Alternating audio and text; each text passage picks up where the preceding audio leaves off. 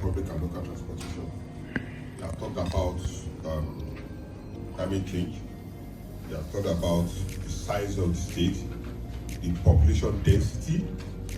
We have to be, we need ingenuity to ensure that we have free flow of traffic. And the truth is, whether we like it or not, there will always be traffic in Lagos. People may misconstrue it. There's nothing we can do about it. There's always going to be traffic. And what we continue to do is to manage that traffic and make sure that it is better. Okay? The more you do, the more it gets worse. That's the truth. If you ever enter M29, I was going to the airport in the UK, 3 a.m. I spent 3 hours. I missed my flight. 3 a.m. Traffic. So traffic is something that we cannot do without. Okay, it now. How do we manage it? That's the most important thing. Now,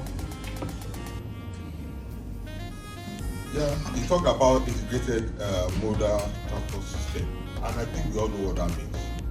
Is that when all our transport models, when they all interlink, and we have 2 modal stations that we are building. We have the one in Maitu and the one at Marina, where the rail, the water, and the bus system, where they interlink. And same thing, just Maitu is the same thing. We are even planning to have boat running from Maitu to Isolo. Okay, but it needs a bit of dredging so that people can go from Isolo not to go to Marina.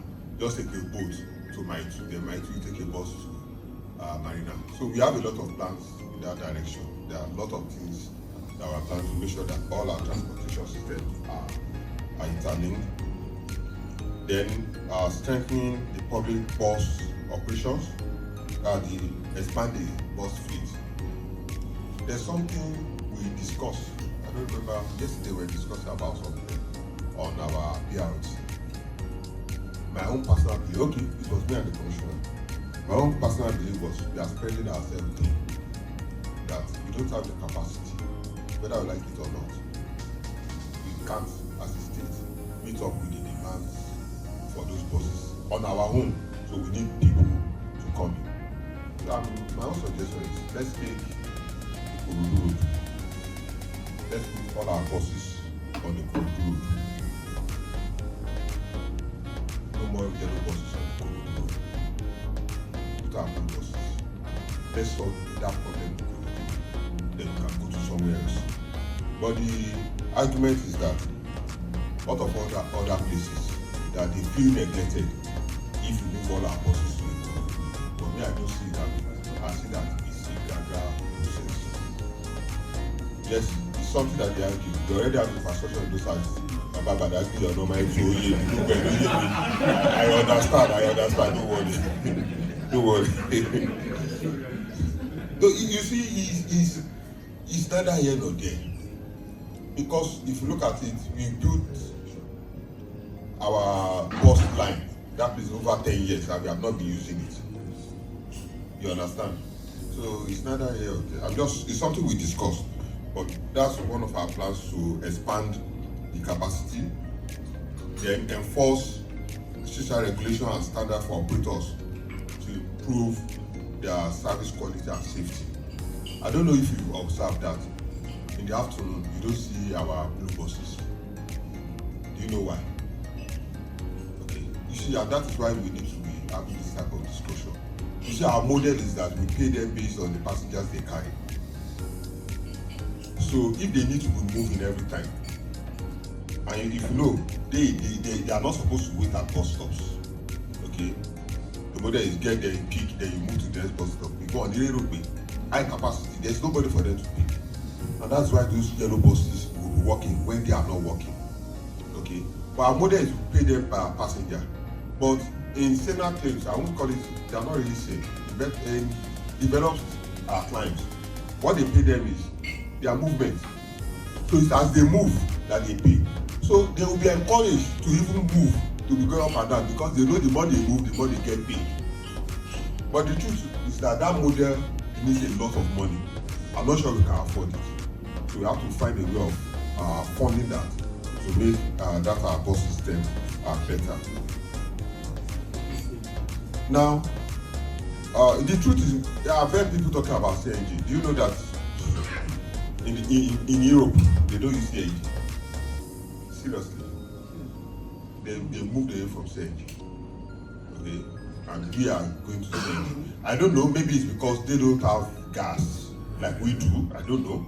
I don't know the reason, but they are moving away from CNG to more totally electric. Totally electric. So it's a study that we need to challenge ourselves why they are moving away, and that is where we are going. Okay? We need to really understand what is happening.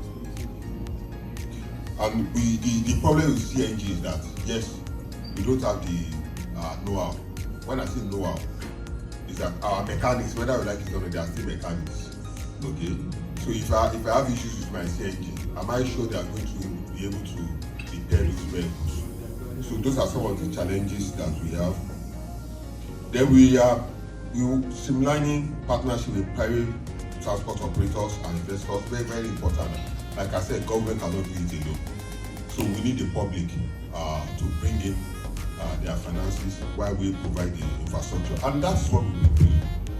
When the first BRT corridor was opened, we did that BRT corridor and people brought in their buses to run on it.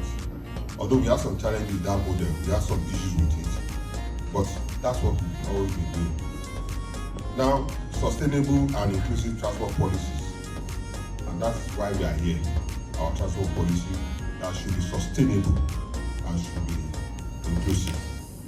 Now, that's what I just run through what I wrote down and what the speech that I prepared. But let me ask you a question here. Who has ever, here on this table, let's be sincere, who has seen a copy of our transport policy? If you have seen a copy, raise up your hand. No, you are not. You did it now. You've seen it. Good. Who has read it? There's a difference between seeing and reading, partially. Do you know what that implies? All of us here. 1/3 of us have not even read the policy. So how do we implement what we have not read? And that is why we are particularly here today. Because what will happen? We will do that policy, the thing will be there. It will just be there, nothing will happen. And that's why the commissioner came up with the idea. And he was always pressing me that at the lodge policy, here I need money. And the best suggestion was we have to bring external people. Because we have been there almost 1 year, Abi.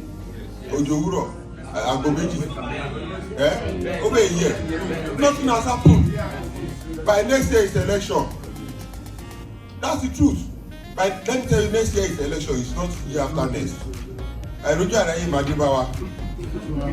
is the truth. Now nobody has time for anything. We will consider election by this time of next year. We probably know who is going to be the governor of Lagos State. You understand? And we begin to, our focus changes. And when the new government comes, he wants to settle down. So at the end of the day, how do we implement this policy? And that is why we need external people. And the funny thing is that when a new government comes in, hopefully it will be the same party. Even when it's the same party, all of us might not be there. I don't know even if I will be the permanent secretary then. But if it changes, well, we have a policy on the ground that we have people that are seeing that we implement it. So it lives beyond us. And that is why we have this implementation policy.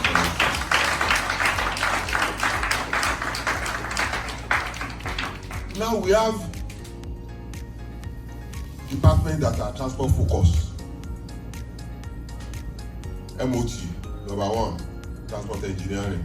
Even you came late, no running course. 3 months. 1 year for complaining. We have transport operation, the transport policy and coordination, PTCS, what's that? Public transport and commuter services, VIS, Those are our core departments. But you that are not core departments,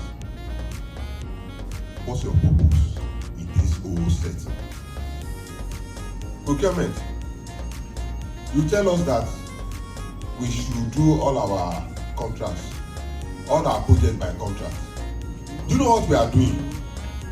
You know what we are doing? We are killing the skills of our staff. It means if I bring in a level 8 officer and I do all the projects by contract, when is that officer going to learn? So it will be monitoring activity what he does not know about. The skill does not know, no inbuilt skills. Does not know. Let me give you an example. We discussed yesterday. Transport engineering. You used to do lane marking. I'm sure your young officer they don't even know how to operate your equipment anymore. That's the truth. Let me also tell you that when you talk about bridges, I'm just talking generally. When you talk about bridges, it's only government that does bridges. You hardly see private people that do bridges. People love a color. So if you don't build those skills in government and you give it to a contractor, how does he know what they are doing there? Look at because those people will just be doing anything. But if we don't have those skills in-house, then we have those challenges. So we need to develop our own skills to be able to monitor. I'm not saying we should do everything. To be able to monitor those who give contracts to. So procurement, where are you? Back to Sotobadi.